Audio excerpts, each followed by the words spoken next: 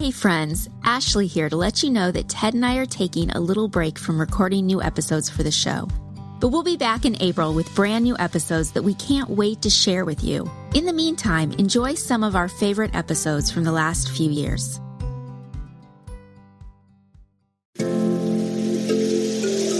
Life Audio.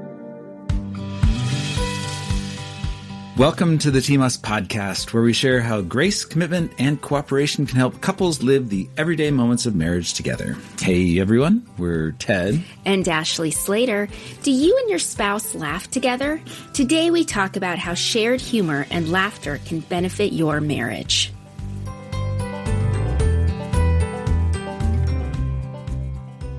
So, Ted. Yes, my dear. Can you believe it's April already? Is this a joke? No. But yes, when I can. think of April, I do think of pranksters or practical jokes. Mm-hmm. I think I've known people who do pranks and practical jokes, but not currently. Well, you have some fun prank stories from your single years. I have none. Yes, you do. I have heard them. Okay, I do. All right, share one of them. Okay, my favorite one. Oh, this was good. I had a friend of mine who just had gallbladder surgery, right?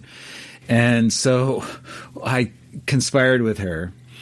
I got a fig from the grocery store, put it in a little jar, put a little label on it, put it in some oil. Like a medical label? Yes, it looks so convincing that it was a gallbladder, because nobody knows what a gallbladder looks like. It looks like a fig, I think. I don't know. Anyway, so I brought it to a singles group, and we passed it around in the jar. Everybody was looking at it, and oh my goodness. And my friend was like, "Yeah, they removed it, and they let us take it home, and this is it. What do y'all think?" Anyway, later on in the singles group, I opened up the jar, and I got like, I forget if it was chopsticks or fork or something, and I was pretending to bite it. Like, that's really gross. But then I had my friend accidentally hit me in the elbow, and it went in my mouth. Oh, no. So I had this fig that everybody in the room thought was a gallbladder. And it was and some people got really nauseated and had to leave. And it was very funny. For you. I think I would have been horrified, probably. It was horrifying. Oh, my in the best possible way. Okay, it is pretty funny. It's very funny. Well, there are other ones, but we'll leave it at that for now. Yeah, we'll save those for future episodes. Yes. Well, I'm not much of a prankster. Hmm? So I had to go to the internet and history to find some fun pranks to share. Oh. Do you want to hear about a couple that I found? Absolutely. Hello. Okay. So in 1957, and these are like April Fool's jokes. Is from your personal experience? No, I was not born in 1957. No, I didn't think so. That's why I'm like, no, what? This is from like the internet and history. Okay, let's see. Yes. 1957. Okay. The BBC ran a televised broadcast about the Italian spaghetti harvest. No. It was a story about how pasta was being harvested from trees. And I'm going to include a link in the show notes. You can watch a clip from it. Yeah. So the story reported how spaghetti cultivation was more of a family affair and how it had a remarkable ability to grow in uniform lengths, which is a result of many years of effort by plant breeders. So it's really funny, like, what elaborate lengths they went to for this April Fool's joke. Wow. Yeah. Okay. Okay, I got another one. That's really good. So another one was in 1992. I was alive then, but I don't remember this. Okay. And airline passengers landing in L.A. were greeted by a huge banner that said, "Welcome to Chicago." Oh. Yeah. And That's good. From the picture I saw, it looked like it was like on the roof of a building and they saw it while landing, maybe. Oh, that's really funny. My heart would like drop. I would be like, what? I'm on the wrong side of the country. Unless you're on your way to Chicago. Oh, you mean like if it's a stopover? And you're like, oh, I'll just get out here. You're like, I got here really fast. Okay, so there were a lot of other absurd ones, such as another BBC one in 2008 on flying penguins. Well, they got wings. I And they kind of fly in the water if you look at them weird. Fly, like in In quotes. the air. Yeah. Okay. Flying penguins. Okay, and in 1996, Taco Bell said that they bought the Liberty Bell and were going to rename it the Taco Bell Liberty Bell. For those of you who can't see, Ted just took a sip of something to drink. And he just about spit it out. The Liberty Bell. Fun story. I've tried to buy it. It's not for sale. No, you haven't. At least not since I've known you. It was before we met. Anyway. All right. Well, today, the reason we're talking about all these jokes and pranks is because today we're talking about laughing together as a couple. Yes. So after a short break, we'll share 3 ways shared humor can benefit our marriages.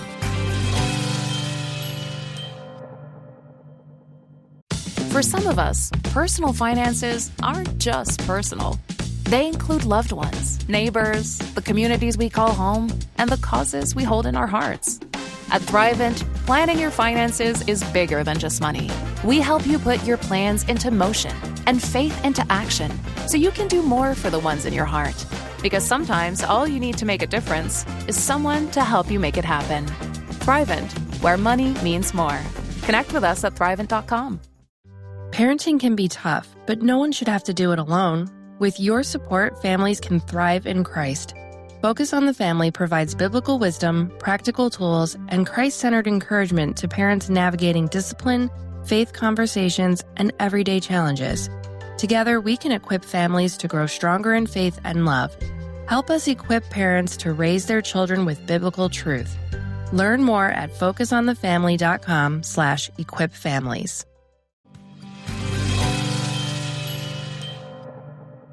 So today we're talking about shared humor and laughing together in marriage. So Ted, as we have mentioned on previous episodes, you wrote your master's thesis on humor and laughter. Oh, I am so smart. Yes, you are. Do you want to take a moment and define what humor is? Give me your elevator pitch. Okay. You're going to get so many different answers to that kind of question. People focus on different aspects of it, what it does, what triggers it, and so on. I would say that humor is a phenomenon that is associated with humility, particularly humility that is non-threatening. So if you fall down, somebody might laugh because it's funny when you fall down, unless you hurt yourself. If you break a leg, a femur, and you start bleeding, that's not funny. You don't laugh. But if somebody just humiliates themselves, it's kind of funny. And so I think it has to do with humiliation or humility. So is this, let me ask a question here. Yeah. So this is not like humility as in you are seeing someone else being humiliated and you're adding to their humiliation. Well, you're just going to have to read it to find out. Okay. Is it, or is it like... It is basically that. It's a celebration of humility. Okay. Of but incongruity, of... I can see how it would be humility, like you don't take yourself too seriously to laugh at yourself or to laugh at things that happen. I could see it in that. Actually, humility is one of the things behind it. I would say it's actually directly associated with freedom. Okay. So it's I haven't read my thesis in a while, but I would say it's freedom, but freedom triggered by a humbling of oneself. Okay, cool. I just figured if I needed that clarification, our listeners might need it too. No, you help. And there's another thing. Some people can there's a different kind of humor. Some comedians might use vulgarity or something, or crassness, and I would say that's also a kind of freedom. They're celebrating a freedom from perhaps the consequences of God's law, or of God's law, or a freedom from. Anyway, read it. It's online. I'll put a link in the I'm show rambling. notes. I apologize. It's been a while since I wrote it. Yeah, it has. Yeah. I'll put a link in the show notes if people want to read it. Okay. So let's talk about 3 ways that we've seen humor and laughing together benefit our relationship. Yes. So you want to hear the first one? I do. Okay. So shared humor builds intimacy. Okay. So doctors Les and Leslie Perot say, Laughter bonds people. Any good friend will tell you that laughter is the shortest distance between two people, especially in marriage. So shared humor helps connect us.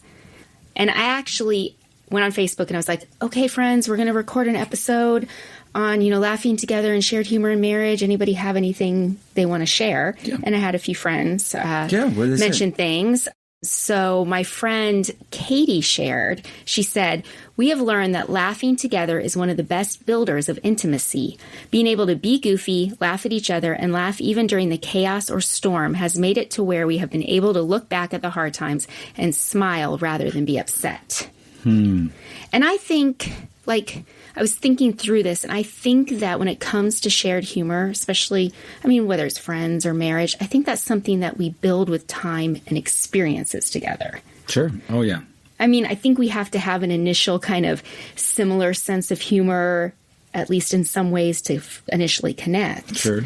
But, from inside jokes to things that just the two of us find funny, that takes time to build. For example, whenever we hear the word festival, one of us immediately says what? Festival? Right. You want to go to the festival? And festival. It's from a musical. It's from Into the Woods. Into the Woods. And we just think it's the funniest thing. And we've been doing it for years. The festival. And it's funny. Our daughters get it, but not a lot of other people do unless they're heavily into musical theater. A lot of the humor we have is based in cultural artifacts, inconceivable, Right. Well, one of the new ones. Interesting. And the girls share in this one, though, is we pass the Circle K and we're like, oh, something's afoot at the Circle K. That's a reference to Bill and Ted's Excellent Adventure. Yes. And apparently it's new to us. We just watched it recently. It's not new to society. Right. We hadn't seen it in a while. And we have a Circle K near our house. So that's why we found it especially funny. And apparently the Circle K, which they turned into something else that they filmed it at, is in Phoenix, so we're going to road trip and see it sometime. Yeah. Okay, so another friend, Karen, who you knew for years before we got married. She was there in the room when the gallbladder was passed around. Yes, she knows. I wasn't there. She has knowledge of this. Okay, so she said that she and her husband have lots of humor between us that we share with no one. It's not extra intimate, but it's special things we have laughed about over the years. That humor brings intimacy and a knowing of one another. And we have things like that, which I will not mention. Right. Because it's going to stay between us. Yes, and it's funny. It's funny. And we giggle. Yeah. Yeah. Well, we shared one, the festival, but that's not like a just us thing. Okay, so how do we create and keep nurturing a shared sense of humor as couples? Because I think it's an ongoing thing. Absolutely. Right? Right. Our relationship changes. Things we're going through change. Some seasons are very serious. Right. Some are more lighthearted, less stressful. So, yeah. Yeah. Well, Zach Brittle at the Gottman Institute says this. As you and your partner build your friendship and collect experiences, look for places where comedy shows up. Look for the ridiculous, the surprising, the awkward. Watch Monty Python sketches. Buy a joke book if you have to. Monty Python. Yeah, that can be a little edgy. That's what he says. Maybe watch... I was going to say Phineas and Ferb because it's funny. That's funny, too. Or The Middle. The Middle is like our cathartic show when we're going through hard things. It is. They have problems with their major appliances with some regularity. Yes. Yeah. Monty Python's funny, though. It is. Holy Grail? Oh, all I can think about is the exploding bunny, though. Isn't that one? There is a holy hand grenade. Okay. I must have blocked some of it out. Some of it warrants blocking out. Yeah. But, yes, true story. But some of it is very funny. We were a little horrified by a scene later in the movie. We're like, wait, I don't remember this. Yeah, but there were other parts that were very funny. Yeah. All right, so you ready for number 2? I am ready for number 2. Shared humor helps diffuse conflict and restore connection. Diffuse conflict, like it help us to brush it under the rug? No. It's not sweeping under the rug. No sweeping under the rug. No. Okay, so I've been reading The 7 Principles of Making Marriage Work by John M. Gottman and Nan Silver. Right. And it's a really helpful book. I haven't quite finished it yet. I love that I'm learning new things 22 years into our marriage or new approaches to handling things or going, oh, okay. It's really a helpful book. Well, in it, they talk about what's called repair. And according to Gottman, repair is less about fixing what is broken and more about getting back on track. Okay. So he defines repair as any statement or action, silly or otherwise, that prevents negativity from escalating out of control. Yeah, okay. So it could... You have an example? No. But there's one in the book. Okay, so I think there was I think they had an example in the book. It's been a few weeks since I read that chapter. But they have these couples and they have a transcript of them working through an issue. And it starts, maybe one of them says something that starts to escalate it a little bit, which is eventually going to result in maybe one of them shutting down. If it escalates too much, people start shutting down or it's not constructive. And so one of them cracked a joke, not a joke at the expense of the other, but something kind of silly or made a joke about it, and it kind of just lightened the mood, which made them be able to continue talking about what they needed to discuss. It disrupts the flow of the conversation. If the conversation is sort of tending to flow toward conflict and building on itself and looking like it could get ugly within a couple of minutes, you can disrupt that destination or that seemingly inevitable outcome. I think it's a way some sort of lightheartedness, right? Instead of being defensive. Yeah, but you can't, if you're talking about something serious, you don't want to disrupt a meaningful conversation that could produce some solid resolution, right? Yeah, but if it's starting to escalate to a point that you're not going to be able to talk about it, maybe it's just knowing each other and knowing what you can say that might help. So Zach Brittle, who I quoted from earlier, said humor is a powerful repair technique. It can lower the tension level of an argument, destroy the division between you and your partner, and remind you that you're human. An artfully deployed inside joke can shift the focus away from your fixed position and towards your shared we-ness. It's an emotional repair without an emotional conversation. Okay, so it's a lighthearted reminder that you've got a history together, that we're a team, we can do this. Yeah, and it really is a fascinating chapter. You'll have to read the chapter because I actually thought we could work through there's exercises in the book too. Mm-hmm. And I was like, we should work through some of these. So I'll point you not physical exercise, conversations, checking boxes, circling things. You have to exercise your mind and your hand. They have reps, and what are the other things? Rest. I don't know. Well, okay. So his entire article that I'm going to have in the show notes. Yeah. He talks about his love for the film Who Framed Roger Rabbit, which we just recently I know. watched. That's why I thought it was funny. I read the article. I was like, we just watched that 2 weeks ago. I think he watches it every year. Every year. I think I'm good. It was interesting to watch once. It was really fascinating. It really was fascinating. But one of the reasons he points it out is because they're like, Jessica Rabbit, why would you marry Roger Rabbit? And she's like, he makes me laugh. Right. I'm sure most people are familiar with the show. I'm sure. The movie. Yeah. I mean, I hadn't seen it till last week. Right. But, ditto. Okay, so I have to admit, as I was reading the role humor can play in repair, I actually thought of you. Yes. Because sometimes we will be having a serious conversation or conflict, and you will make a joke. Yeah? And I haven't always appreciated that in the past because I've thought you were making light of whatever the conflict was. Okay. And so I don't think I responded to what may have been kind of a repair thing. Okay. But after reading Gottman's writings on repair, I kind of see it in a new light. I'm like, maybe, I guess it was probably unintentionally, you were trying to diffuse some of the tension and keep it from escalating too much. That, or you were trying to avoid whatever the topic was. But sure, that's a good point that you point out, that the use of humor could bring us back to a fruitful conversation that's not headed toward really serious blow up. Or it could be, maybe it's, hey, I need you to not be so silly right now. This is a serious topic. We need to work through some things. And I think it's just kind of maybe reading the room. Reading the room, yeah. Okay, that's great. Okay, so, and in using humor during conflict, Brittle, in that article, does offer some caution. Oh. He writes, it's important to note that humor can also backfire. Humor needs to be balanced with sincerity. If humor is your only strategy, you will dilute its power. Also, any humor that expresses criticism or contempt or belittles the other's point of view, like sarcasm, will not serve to repair the relationship. Can't talk today. But will actually deepen the conflict. That's really helpful. If humor is your only strategy, you'll dilute its power. I mean, if you're only joking, how can you can't really build a relationship on a bunch of joking. Yeah, I think it's That's good. Artfully learning, because I think it's a learning process, when it's helpful to use it and when it's not. And that might just come to knowing your spouse.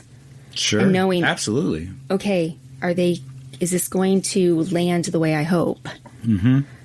So, all right, well, we're going to take a short break. And when we come back, we'll share one more way shared humor and laughing together can benefit our marriages.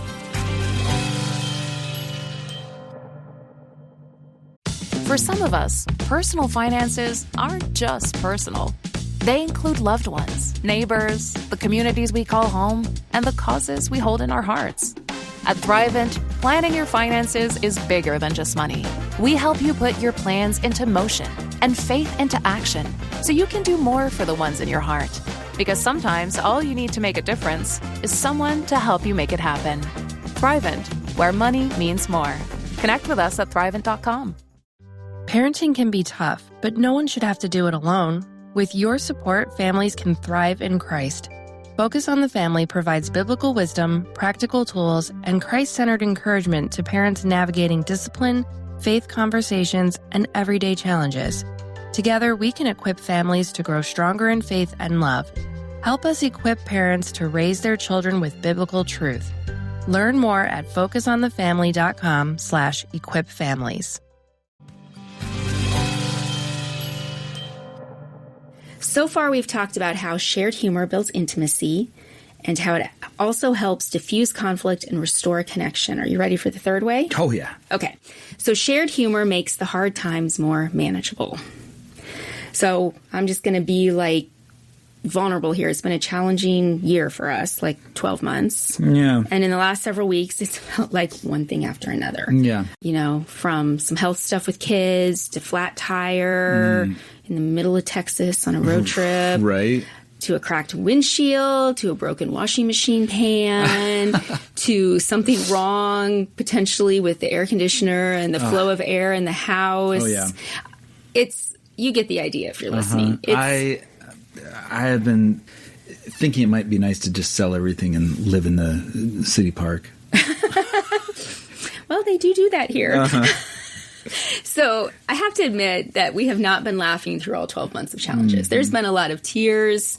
There's been a lot of stress. There's been angry words. I think you've even felt overwhelmed this week by all the broken stuff. Yeah, it's a lot of broken stuff. I had to that's why my reaction was, I just want to sell everything. And I had to remind you last night, unencumbered. You don't have to fix it all yourself. We're in this together because it's overwhelming. Yeah. But lately, I think that we have been trying to laugh together more when we face yet another hard thing. And it hasn't fixed the hard things, but I think it's made it more manageable to walk through and reminds us we're in it together and we're on the same team. Because there's always going to be hard stuff. There's always going to be things that need fixed, things that are broken, things that are trying to get our attention and bring us down. I'm just getting a lot. That's very happy. Right. I think I'm just having the opportunity to grow my character this year. Yeah? Well, to quote Drs. Les and Leslie Perot again, in an article at Focus on the Family, they write that humor helps us cope, and not just with the trivial, but even with the tragic. So I took a class on silent films in grad schools, like redemptive films. And in the last several years, our oldest daughter, Olivia, has taken an interest in watching and studying silent films. So as I was reading this article by the Perots, I thought it was really interesting. I'm going somewhere with this. Okay. That they brought up Charlie Chaplin when it comes to using humor to help us cope. Okay. And this is what they wrote. They said, Chaplin grew up in the poorest section of London. His mother suffered from serious mental illness, and his father died of alcoholism when Charlie was just 5. Laughter was Chaplin's tool for coping with life's losses. Chaplin eating a boiled leather shoe for dinner in his classic film Gold Rush is more than a humorous scene. It's an act of human triumph, a monument to the coping power of humor. Wow. So I just thought that was really, I mean, what an example. Like, we have a few Charlie Chaplin films, I think, in our queue on Max because we've been wanting to watch them. We just have to find time. Right. So I think that for me, I'm trying to do more laughing alongside you and maybe a little less worrying as we face challenges. And as I said, it doesn't mean there haven't been tears and that there won't be more tears. Like, I almost broke down in Costco yesterday. Yeah. It was stressful. No, Friday. Yeah. Right? There's so many chicken options. Like, do you take this rotisserie chicken or this other one? No, it was that I had told you, I was like, I told the girls this too. I said, I haven't broke yet. My breaking point is coming. And it's going to be over something dumb. It was almost over Costco. And I love Costco. But, tears are healthy and dealing with sorrow is good. It can be, definitely. But, like, I'm continuing to learn again and again how humor really does make the hard times more manageable. It's an ongoing kind of thing that we got to keep just working on. I mean, this is the kind of conversation that, you can't give advice to, hey, just laugh a little bit more. It's something you got to keep figuring out the appropriate way to bring it up, to use it, when not to use it. But it's a good tool. Well, and it does depend on your individual personalities, too. Not every couple has the same personalities that we do. Some people are just more boisterously silly and happy, and some are a little more dark. Yeah. Which can be very funny. I can do some pretty dark. I need to do it with a straight face, too. Flat. All right. Well, so to recap, 3 ways shared humor and laughing together can benefit marriage are: 1, shared humor builds intimacy. 2, shared humor helps diffuse conflict and restore connection. 3, shared humor makes the hard times more manageable. So we're going to take one more break, and when we come back, we'll share this week's Us Time Challenge.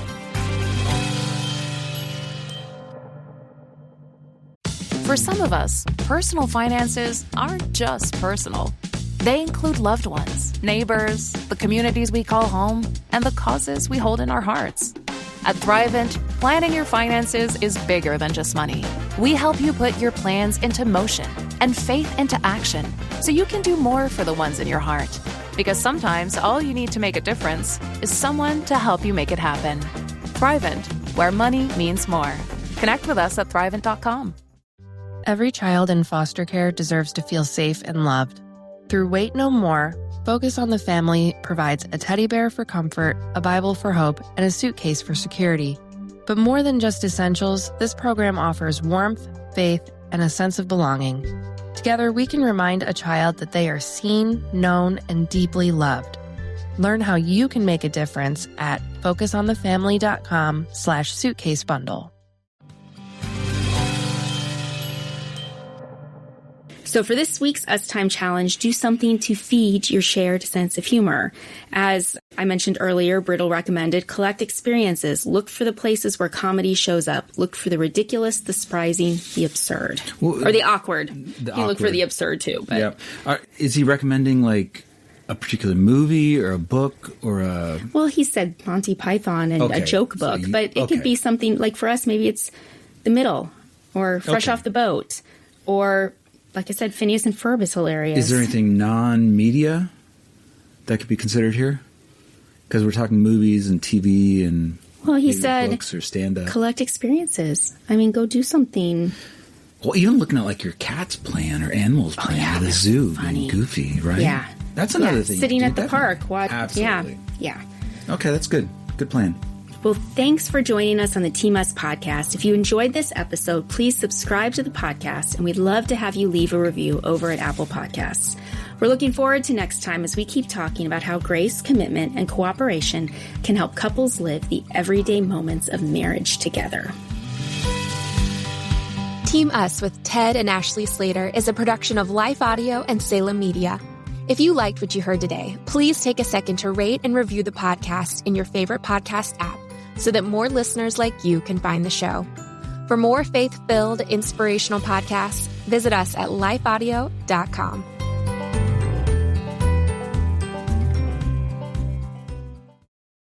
For some of us, personal finances aren't just personal. They include loved ones, neighbors, the communities we call home, and the causes we hold in our hearts. At Thrivent, planning your finances is bigger than just money.